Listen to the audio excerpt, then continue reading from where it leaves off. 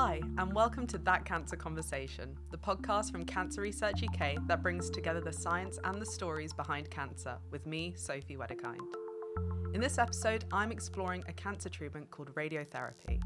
It treats more than 140,000 people with cancer in the UK every year. But what is it? Here to tell me all about radiotherapy is Hayley Brown, a Science Engagement Manager at Cancer Research UK. Hayley, welcome to the podcast. Thank you so much for joining me today. Thanks for having me. It's lovely to be here. So, the big question I will start with is, what is radiotherapy? Very big question to start with, but radiotherapy is a catch-all term for treatments that use radiation to destroy cancer cells. So as you say, it benefits 140,000 people a year in the UK and millions more worldwide. So it really is an important treatment. It's used not only to cure cancer, but also to relieve people of their symptoms and to reduce the likelihood of cancer coming back as well. So really useful treatment. Wow. And how does it work? So we're all made of cells. That's what we're all made up of. And in most of our cells is DNA. So that is the instruction manual that tells those cells how to work and how to grow.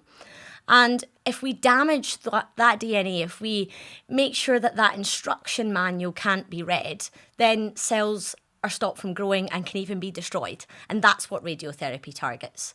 So it uses radiation beams, so that can be X-rays or otherwise, to destroy the DNA in cancer cells, which then stops them from growing or destroys them completely. So really, really quite clever.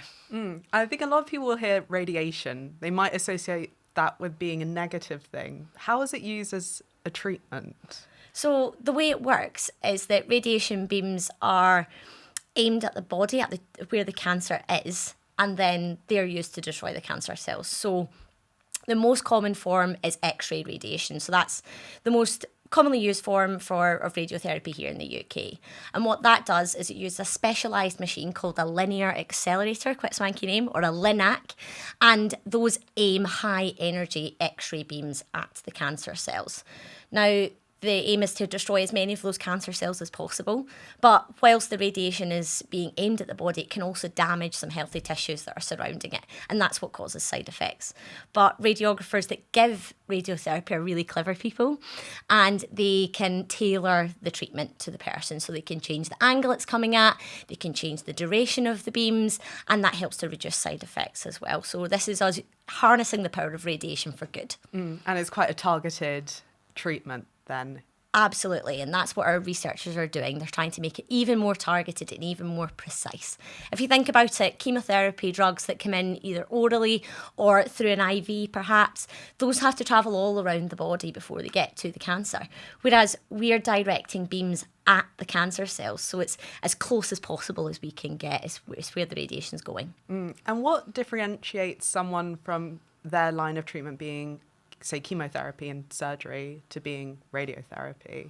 So every person's cancer is unique, right? We're all unique people, so every person's cancer is going to be different. So we need to have lots of different lines of treatment that we can use.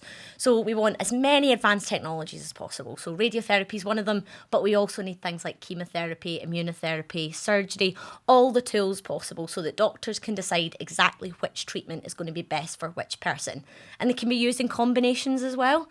So you might have someone getting surgery followed up by radiotherapy, or radiotherapy not being used at all. The doctors look at the tumour, look at where it is, how advanced it is, the person's general health, and all of those will dictate which treatment that they get, and the doctors will use their very best techniques to determine that. And you almost hinted that there are different types of radiotherapy, is that correct? Yeah, absolutely. So X-ray radiation with the linear accelerator I mentioned is the most common that we use here in the UK, but there are different strokes for different folks. There's a couple of different techniques that we can use. So something you might have heard of is intensity modulated radiotherapy. So that's IMRT. And that's a special type of X-ray radiation. So in our linear accelerator, we have a tiny little device called a multi-leaf collimator. quite swanky sounding. And what it is it contains little leaves of lead. So they're really thin leaves of lead that can move independently. And that means we can shape the beam of radiation that comes out. We can make sure it comes as close to the tumour as possible, damaging as little healthy tissue round about as possible. It's really useful for things like head and neck cancers. So we can protect really important organs like our salivary gland and other really important structures, for example, like a spinal cord. We want to keep those safe. So the multi-leaf collimator shapes the radiotherapy beam around the tumour to make it as targeted as it possibly can be. I mean, it sounds quite sci-fi when you talk about it with all these beams. And when did radiotherapy start? Like, what is the history of this treatment? So, in fact, radiotherapy is one of our more modern types of treatment, believe it or not. So cancer has been about for millions of years. Surgery, couple of thousand years, but the history of radiotherapy really only goes back about 130 years. So in 1895, Wilhelm Röntgen famously took an x-ray of his wife's hand. That's when he discovered x-rays, and there's the kind of famous story that he took pictures of his wife's hand and people were amazed you could see inside her hand but also see her wedding ring that you could see on the outside. So that was quite famous. But when he continued to take these x-rays of her hand, it started to become quite dry, quite red, quite burnt. And clinicians jumped on that almost immediately. So we have the American scientist Emil Grube, and he thought, if it's damaging the healthy cells on the outside of our hand, could we use this for cancer treatment? And he was the very first person to use X-ray radiation on a patient with breast cancer. So it goes back quite far. And then around that same time, we have the Curies, Marie and Pierre Curie. Must be familiar with them. And they were starting to investigate forms of natural radioactivity. So they distilled just 1/10 of a gram of a new element called radium out of this ore called pitch blende over 5 years. And this process, again, deteriorated Marie Curie's hand. Her hands very famously turned black. But this showed us that radium is a potent source of radiation. So those are the two kind of starting points we're going for. So we're only talking about 130 years ago. So, yeah, I mean, you said it's not that long in terms of the history of cancer, but 130 years is quite a long time to develop radiotherapy. So how did it start to become from looking at radiation to being harnessed into this big machine that we have today that a lot of people are used for treatment? So Cancer Research UK scientists really have been at the forefront of this. So one of our predecessors, the Imperial Cancer Research Fund, was founded a few years later than that, so in the early 1900s. And in 1903, that's when we really started to participate in experimental radiotherapy. So our researchers actually showed a 65% chance of healing in people who had a certain type of skin cancer with X-ray radiation. So we really wanted to start playing with that, and we've started to refine it and improve it in the decades since. And so you said Cancer Research UK was really part of that process. What are some of the major points of radiotherapy development that Cancer Research UK were part of? And since that point with the Imperial, what was it called? Imperial Cancer Research Fund. The Imperial Cancer Research Fund. I don't think a lot of people would know that that is connected to Cancer Research UK and one of our founding partners. Yeah, absolutely. So Imperial Cancer Research Fund joined with the Cancer Research Campaign in 2002 to form CRUK as we know it today. So they are really one of our predecessors. But so we can count all of our Imperial Cancer Research Fund discoveries to come under our banner. So in the 1950s, we actually funded the first radiobiology institute here in the UK.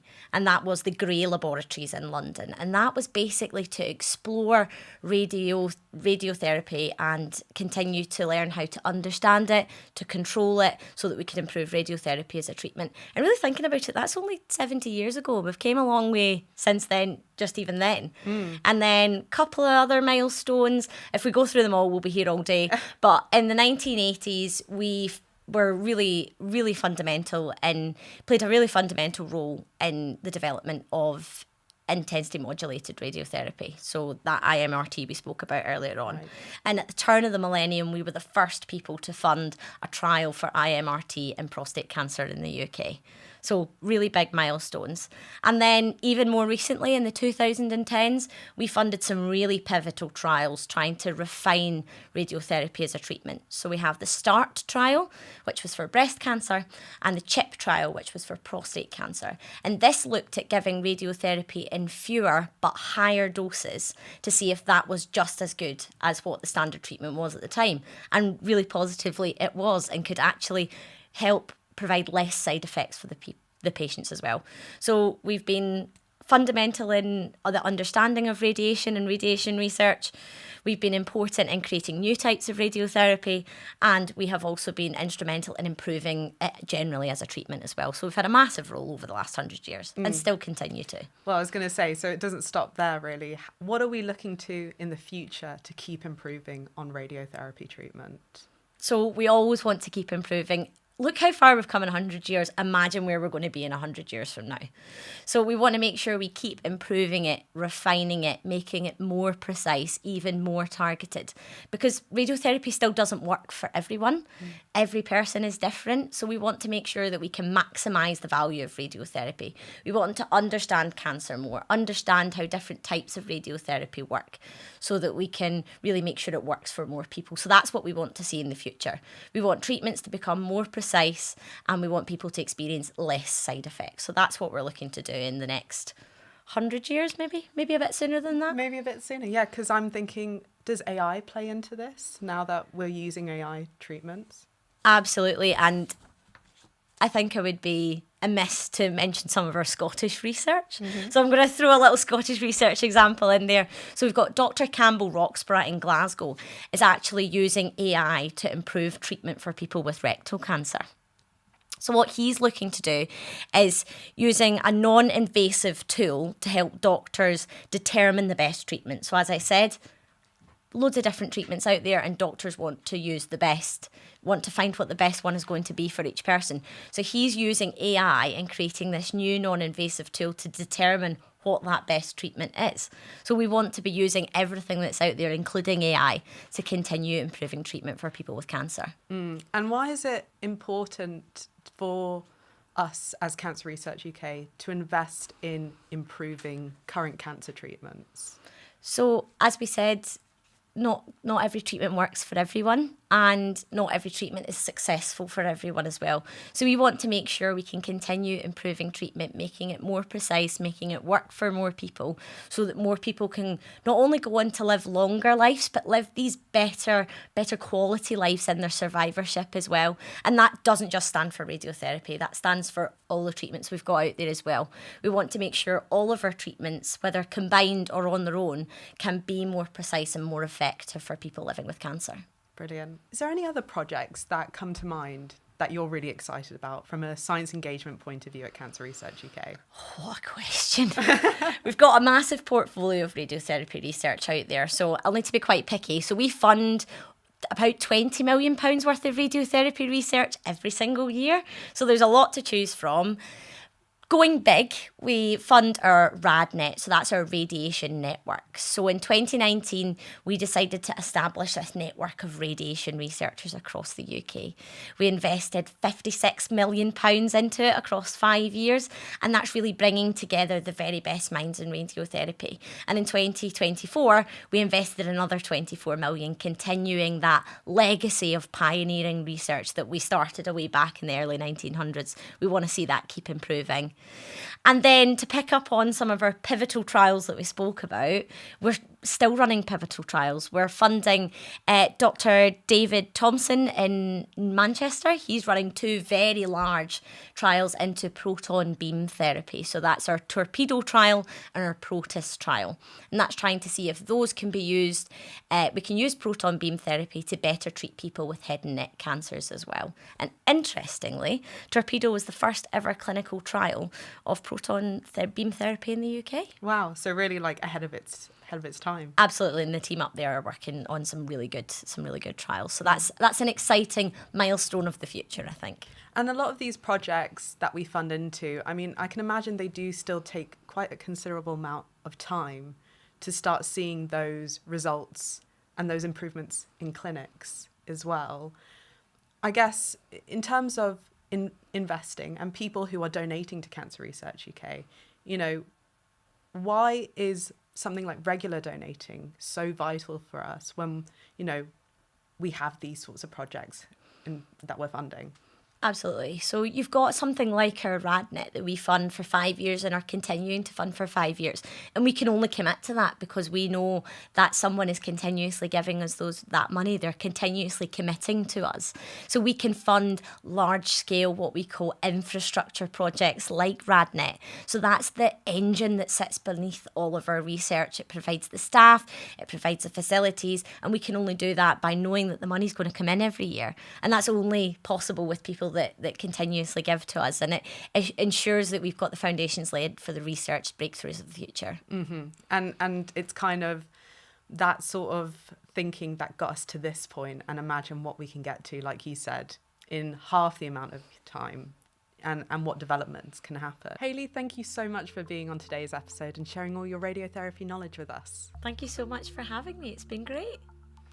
Next up, I'll be speaking to Nevo, who was treated with radiotherapy after her breast cancer diagnosis in 2012.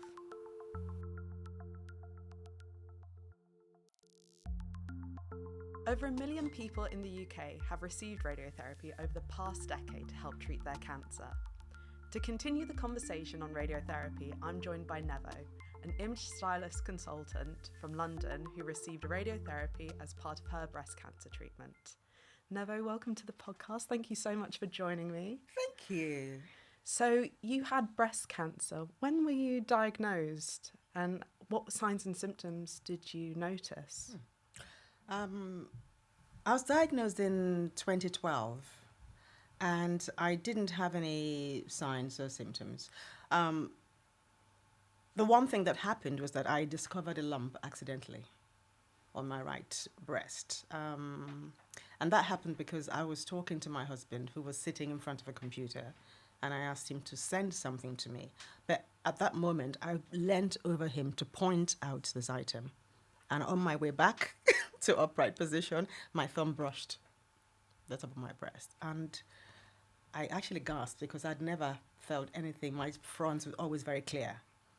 Okay? And to feel something, a foreign thing, I thought, no, this is something strange going on. And my husband asked me, what the matter was.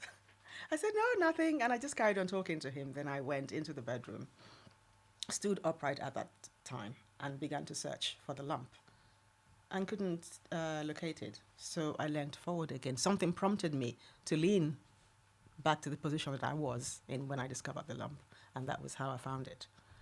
And it was a strange moment. Lots of things ran through my mind. I felt it was something sinister. And it was a Sunday evening, so I made a mental note to contact my GP's practice the following day. I got to work on the Monday. I was so busy, I forgot. And lunchtime on Tuesday, thankfully, I remembered. So I made the call. And on getting to the receptionist, she's informed me that the doctors were fully booked and that I would have to wait a few weeks. And I said to her that I found a lump on my breast, and she then invited me to come in and, to sit and wait until whoever finishes with their patients would see me. So I went, told my boss, took the time, off to go to the GP's surgery and waited. And then I got seen. When I described a fact before that the doctor checked and couldn't find the lump as I described. So I said, this is how I found it.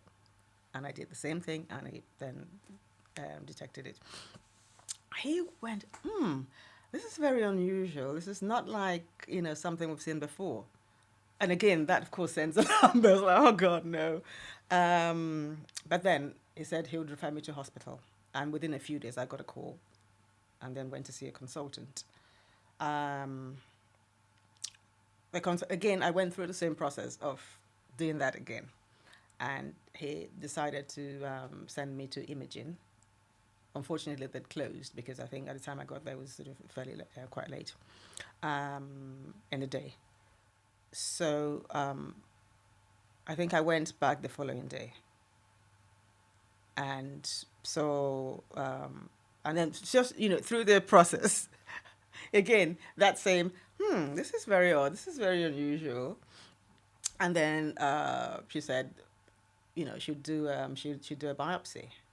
And I said to her, well, thank you, yes, because if she hadn't mentioned that, I would have suggested that as well, would have requested for biopsy. Anyway, so she, took samples from around and then lymph nodes. And then I went back a week later, and that was when I got the news, got the diagnosis, which was, although I suspected that would be the case, my hope was that it wasn't late, it wasn't too late, and it was something that could be dealt with fairly easily or quickly and with a good outcome. So that was my hope. So when that sort of diagnosis came, even though I felt in my mind that was going to be the outcome, it still was a shocking experience. It was like an out-of-body experience. It was very, very strange. And when the then consultant more or less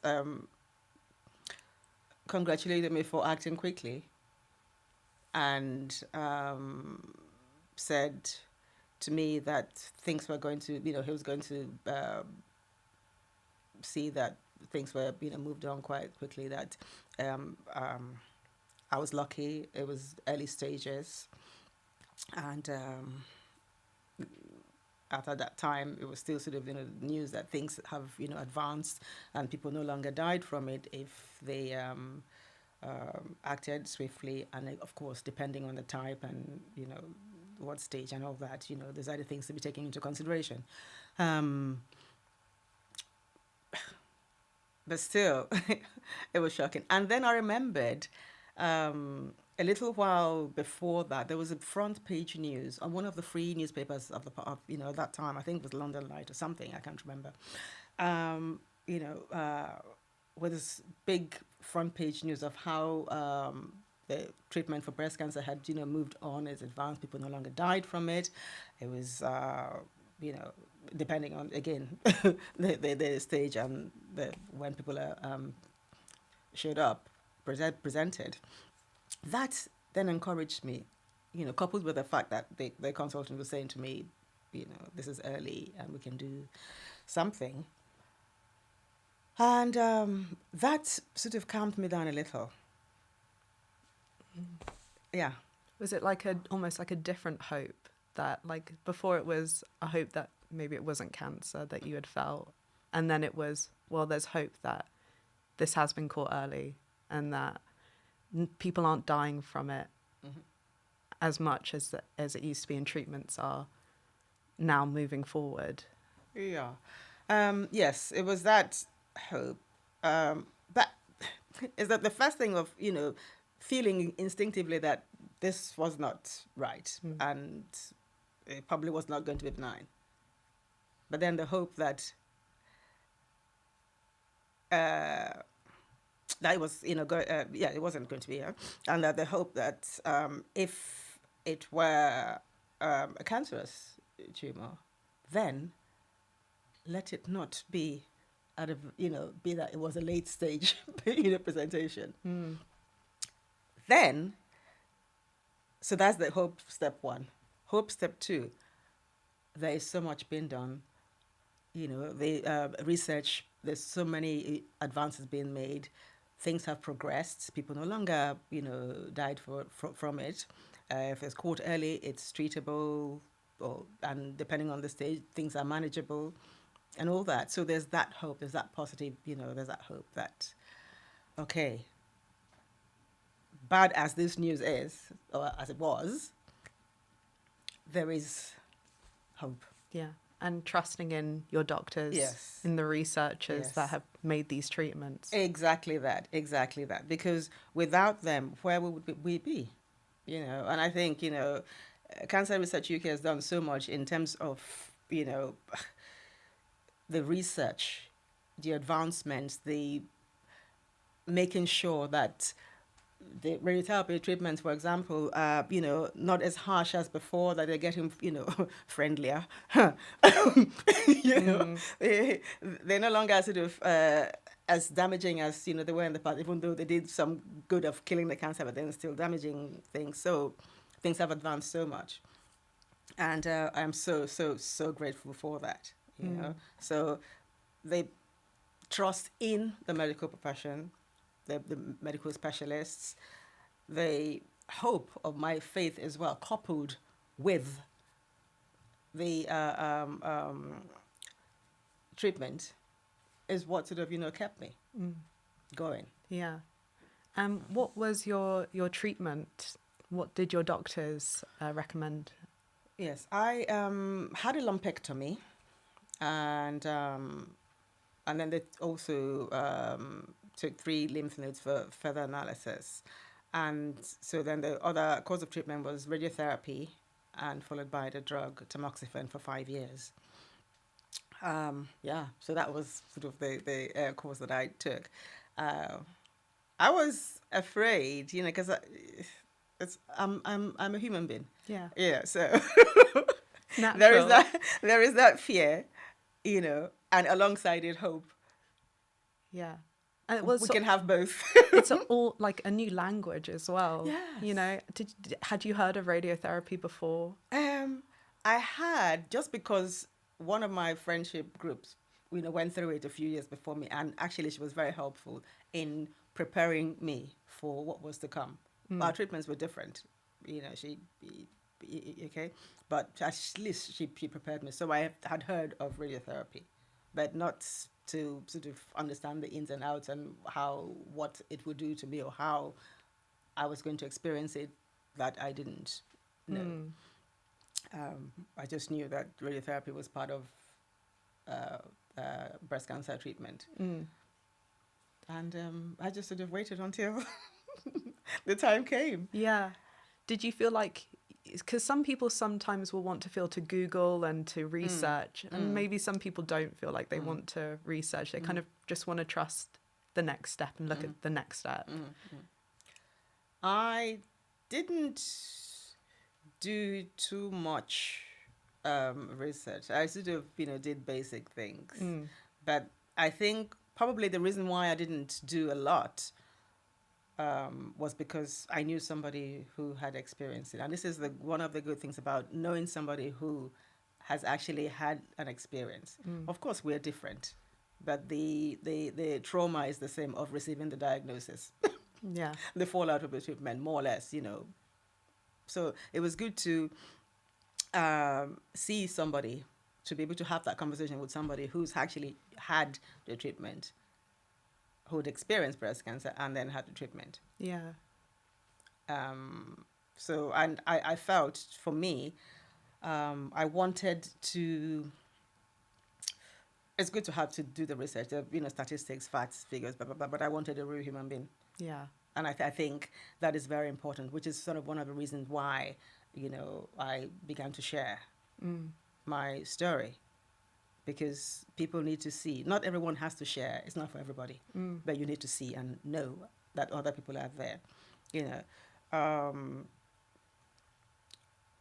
That representation is, quite important as well, because my friend, she's like me, Nigerian.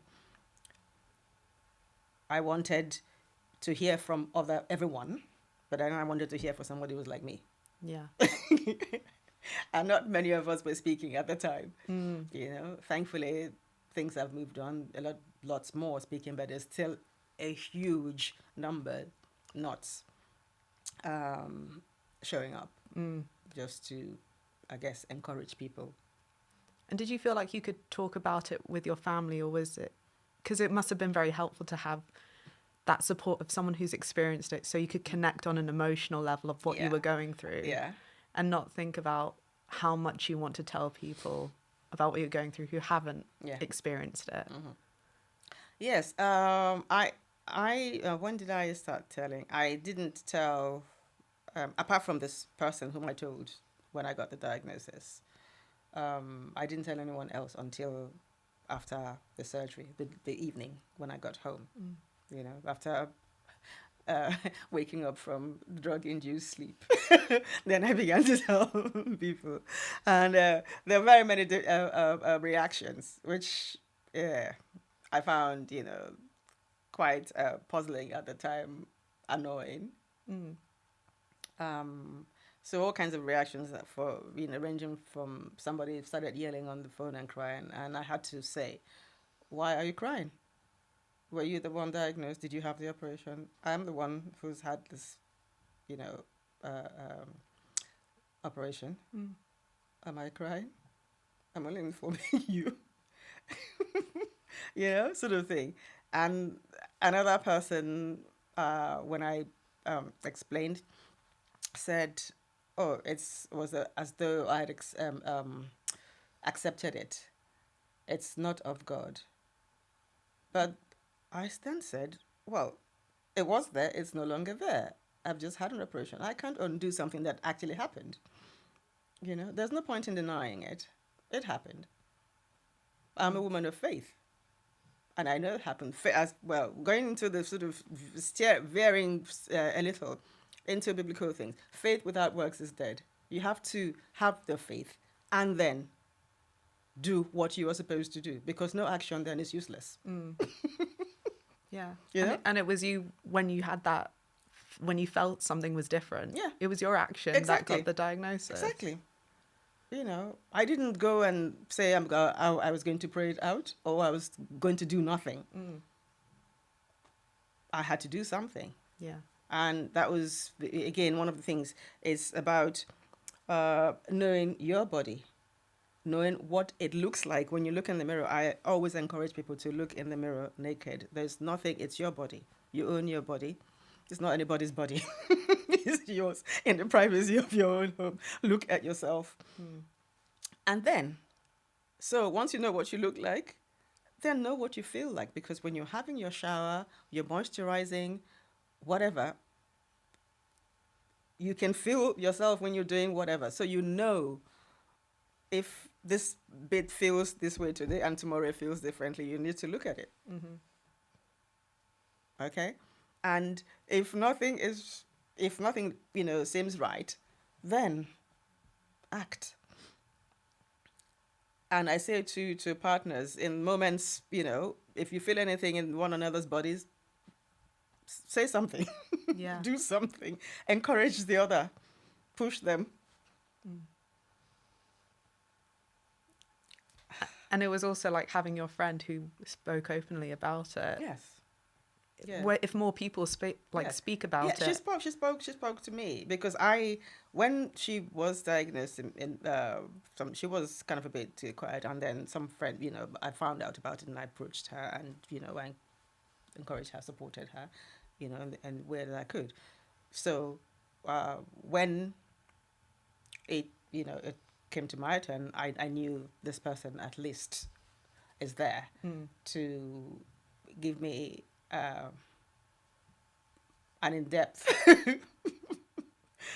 information, because prior to that time it was just sort of, you know, surface. Oh yes, it's fine. I've done this and da da da da. But of course, because I couldn't understand. Yeah. You know. But then when it happened, I was then in the position to sort of get more information and then to prepare myself for what was to come. I think that was very, very helpful. Did it help with going through your treatment and like, say the first day of radiotherapy, did you feel a bit more mentally prepared? Yes, I felt mentally prepared. And when we spoke from time, she also told me that she, exercised, and that, gave her, the stamina, I suppose, even though, of course, there was the moments of tiredness, of feeling like, oh dear God, I cannot face this today. I am not doing it. Nope. Yeah. So she talked about exercise. She talked about, diet and all those sort of things. My diet wasn't bad. I didn't really exercise much, but I mean, I enjoyed walking and all that. But that, and then actually going back, after my operation, I was given a DVD to do some stretching exercises, so that the part didn't constrict and all that. When I put that DVD on, I found it so boring. Yeah. And I thought, oh my God, I was going to cry. This is not good. This is not good. So I thought, oh, stretching. They said stretching, yoga. There's a gym just over there. I will go.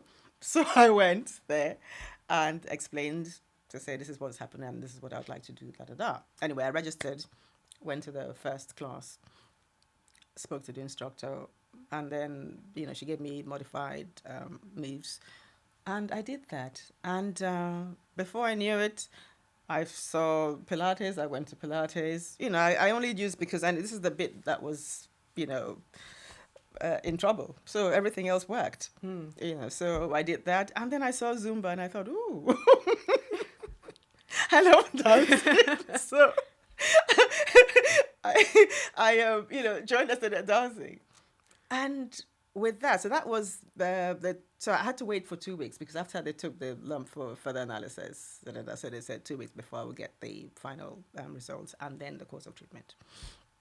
So I did that. And when I went to see the consultant after that 2 weeks to talk about now treatment, he looked at me and thought, my God, what did you do? I thought, what do you mean, what did I do? You look different. You've dropped. I mean, I wasn't big, but I, dropped the size. I thought, oh no, I was just doing, yoga and Pilates and stuff, Oh, well, keep it up. And I thought, well, if this is and with doing the exercises, my mind was, I wanted to be well. I wanted to be strong. I wanted to be fit. I wanted to be well. Not, I want to lose weight. That was the last thing in my mind. But that happened. Okay, fine. But it's still not the case for me. I've kept up with my exercise and everything. I want to be strong. I want to be well. I want to be fit. And did it put your mind in a positive relationship with your body? Absolutely. And so seeing the consultant exclaim like that is like, oh, okay, fine. Well, I'll just carry on. So the exercise and my friend, I suppose the information she passed on to me kept me in that sort of frame of mind to be sort of positive. I mean, I'm a positive person anyway, but even more so because this is thing. I didn't look at it as I was going into battle. I want to be well. That was my thing. So I was, so focused on that when the time for the therapy came, my friend told me that I'll be tired, but the first one, okay, fine, you don't really feel anything. Well, I didn't much. And I thought, oh, okay, fine, we'll see.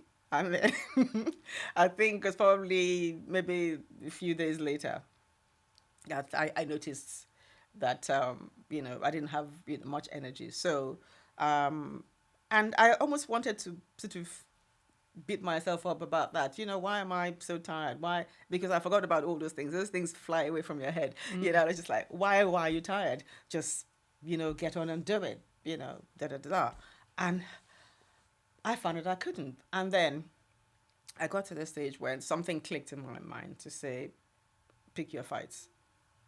Don't start punching yourself left, right, and center. If you are tired today, just lie down and be quiet.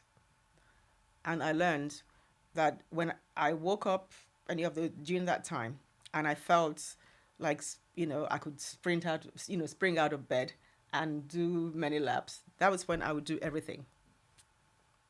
Yeah. And with radiotherapy, I mean, it's a big old machine that's in a room. How did it feel? What were your feelings and thoughts when you first saw it? And something very almost quite sci-fi. Exactly that. Exactly that, sci-fi. And I think the first time was when I had to go for the tattoo. That was, I think, did she tell me? I can't remember if my friend mentioned it before, but I must have forgotten about it. So I was surprised when I had to go there. So of course they did the markings and then showed me, how it was going to work and whatnot. And then I was told that I had to wear protective clothing and sunblock and all kinds of things because it was middle of summer. And I thought, fine, okay, I would do that. That was easy to do. But the thing was that seeing that machine, it was really very, very strange. And I think, thankfully, it wasn't. I was just sort of lying there, and then it rotated kind of around, so I wasn't, stuck in there like the MRI tunnel. Yeah, but it really was strange. And then when you hear things like radio wave, I was thinking, oh gosh, this is very odd that I have this thing targeted. At me, and I again, the one thing that where they said it's not going to be sort of like all over my body. It's just going to be at the place where the tumor was. And then they would then go around the whole breast just to ensure that if there's any stray things will be nuked. And I was very surprised at how quick the actual session was. Yes. How quick was it? I don't know, 2 minutes. I don't 2 know. minutes. Yeah. So all that prep, you do all those things, and then you get there, you lie down there, and then the position, the thing. They know that your tattoo is there. The beam is coming down and going down, and then It's done already. Is that it? Is that it? And the thing was that when I was told prior to the start date that I was I should protect myself and everything. So when I got dressed at home, I had this sort of wide brim hat, and I had a nice sort of like lacy long dress that covered everything. So I put my sunblock and sunglasses. It was summer. I had a pair of wedges on. I left home. So that was all part of my, protection of myself and keeping in a positive frame of mind. I didn't think anything else of it. When I left home, I got to Warren Street station, came out, about to cross the road. And I felt, eyes. And then I looked again, and it then occurred to me that they were kind of looking at all the things that I had on. I'm like, the items, on their own were just, hat, dress. But the impact, as a whole was, something. And I thought to myself, my God, these people were looking at me, admiring how put together I was, or the whatever, They had no idea what I was going through. That was, again, another level of revelation. Because we go about, we judge people, we look at people, we pass all kinds of judgment. And I began to look around as well. I'm thinking, this person in that car, that one, this one, what was happening in their lives? And that was, one of the things I began to focus on. I'm still dealing with people from all walks of life, not necessarily, focused on cancer thrivers. But I think to help people, to encourage people, to empower people, I think, dressing well, looking, presenting yourself well is a form of self-care, which is actually crucial for overall well-being. Because it's not, when I say sometimes dressing well or looking good, it's not about glamming up. It's about it's basic things. Yeah. It's like feeling in control. Exactly. It's nothing to do with, how much money you have or how little you have.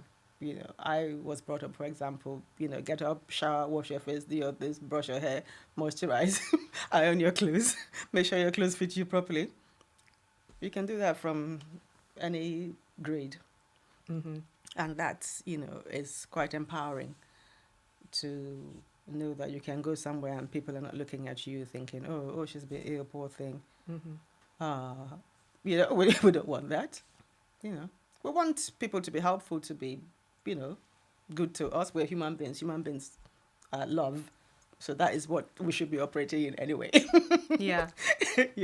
So, but, yeah. So has it given a new perspective on your work, even though you've been a stylist for so long? Yes. Because I think there's that thing about, so there's a normal body issues that has been forced on women anyway. Mm-hmm. And then you have this cancer diagnosis and treatment. And you may have had, mastectomies or many scars resulting from things from complications. Weight gain, weight loss. So it's not all about the weight gain, Yeah, there's weight loss as well. And how do you deal with that? There's hair loss. Of course, hair grows back, but of course the shock of it, if for anyone who pins their lives on the hair, that is, a huge thing. And yes, it will grow back. And, hair also, oh, it's grown back. I used to be this. It's no longer that. How do we manage them to get them to understand that, fine, we know that. It's not telling, oh, yeah, as I've heard before, you're lucky to be alive. Yes, I am very lucky to be alive, but that is not the thing you should throw in my face. I know that. I am very, very lucky, and I'm very, very grateful. I am grateful every day that I am intact. Everyone should be grateful every day that they're intact. Yeah, so it's kind of, changed how I deal in my, capacity as an image consultant. It's just, understanding the pains and helping, people feel empowered. And I think it's a good thing that dressing is not to show off or to anything. It's for you to feel yourself, feel like yourself, feel empowered, feel you can, operate as you are intended to. Yeah, feel still connected to you. Yes. Regardless of the diagnosis. Yes. It's the new form you accept. I mean, I have a small scar. I have a little dent.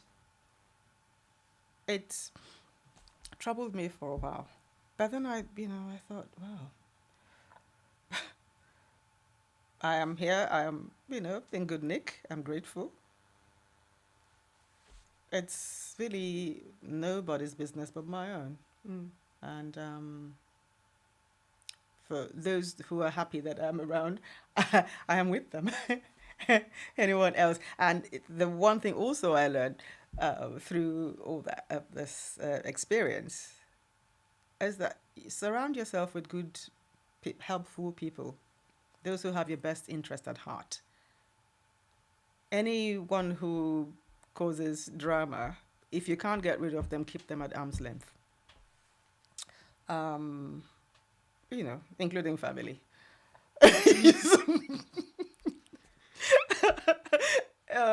I know it's a weird thing.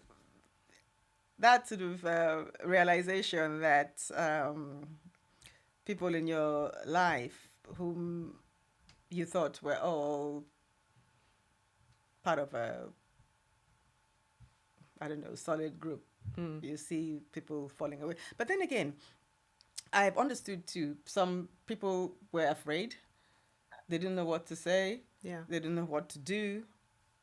And I encouraged those people, others who were hanging around to say, look, if you want to talk, ask me any questions. I will answer you honestly, if I can. Don't be afraid. Take your cue from me. How I'm being. Don't pussyfoot around. There's no need. I'm not going to break them. And I had people who came to visit, and when I opened the door, I was, oh, I'm standing and I'm opening the door. I undress. Yes. So you get that. And I think all those things happened because, before a lot of people started to speak, and I think I probably blame a bit of Hollywood, really. When you see all these movies. So Hollywood one, and then I'll come to the other one. The movies, this person had cancer, the child, the mother, the hoo-ha, and everything was so miserable. There were tubes everywhere, nothing, and then they died. Fine. So that's what people remember. In my community, no one, talked about it. Somebody died. What happened? A brief illness. What is the brief illness? No one knows. Nobody's talking. And then if they knew it was cancer, of course, there's the ostracizing. And then there's the shame. There's something you've done, as I've heard, it's not of God. Somebody said it's not of God. There's something that you've done. So your forefathers have done is coming to catch up. There are all kinds of other things. And then, so the religious bit is not of God. The traditional bit is, this is not, our thing. It's a white disease. Next step. White disease because in campaigns, you don't see black people. Well, in the past. Now, there's the odd one here and there. Still not enough. So, if all you see on the billboards, on TV, on social media, on papers, are white people, well, the black person will override their intelligence and think, well, this is not ours because we're not there. So that is a thing which still needs to be worked on more and more. There still needs to be more. That's not enough.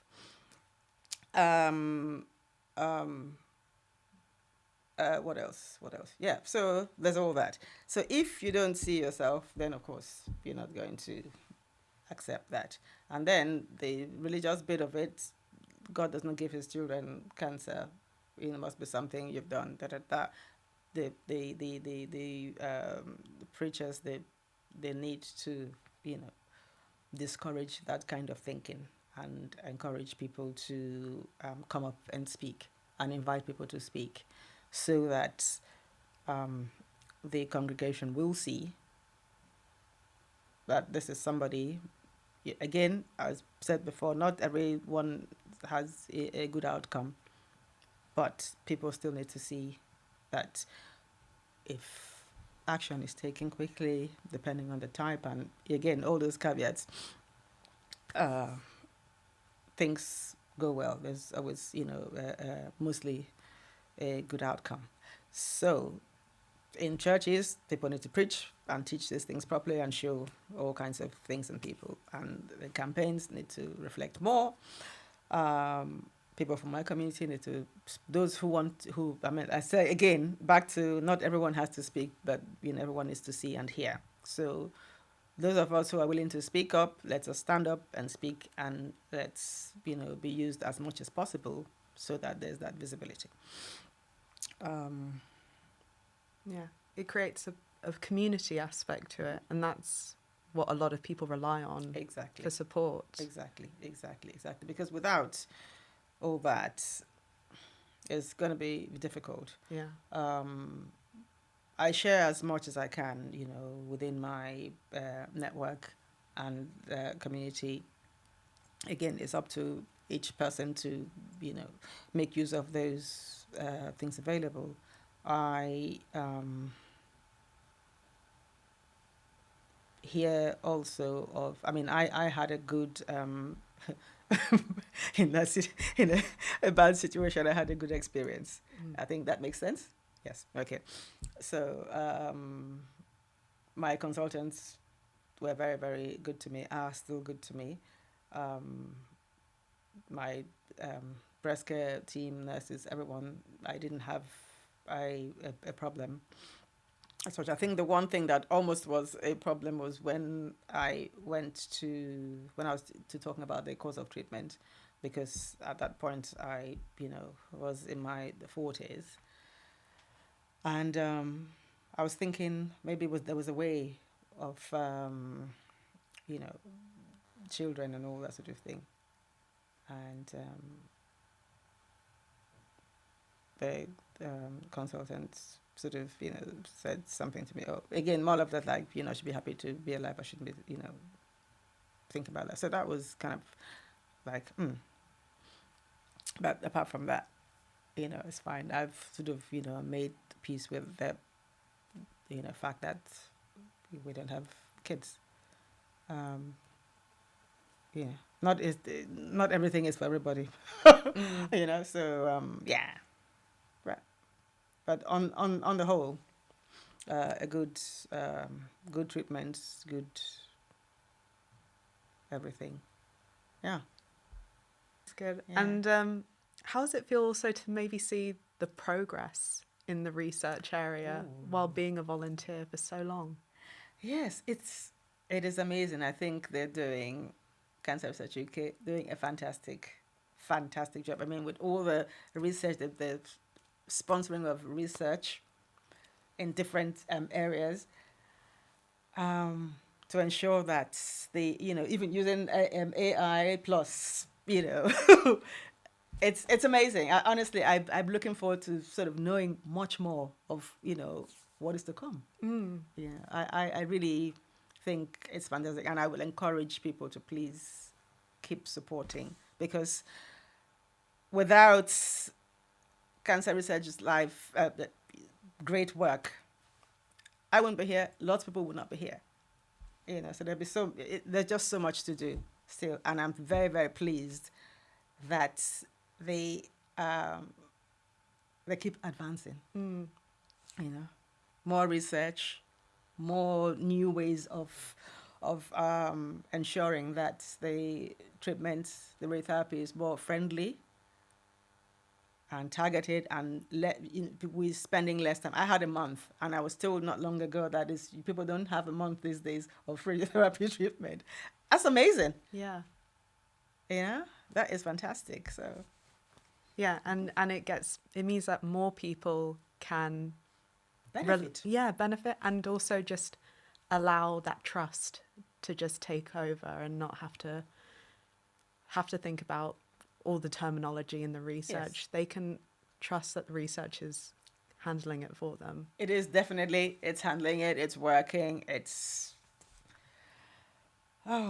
simply, I think it's mind-blowing, what is happening in that space. Keep up the good work, I say. Well, Nevo, thank you so much for being on this episode and sharing your story. It's been an absolute pleasure to have you on. Oh, God, it's been good to be here too. Thank you so much. Thanks for listening to this episode of That Cancer Conversation. You can find more episodes on our channel, and don't forget to subscribe. And if you have any cancer questions you'd like us to explore for future episodes, let us know in the comments or email podcast@cancer.org.uk.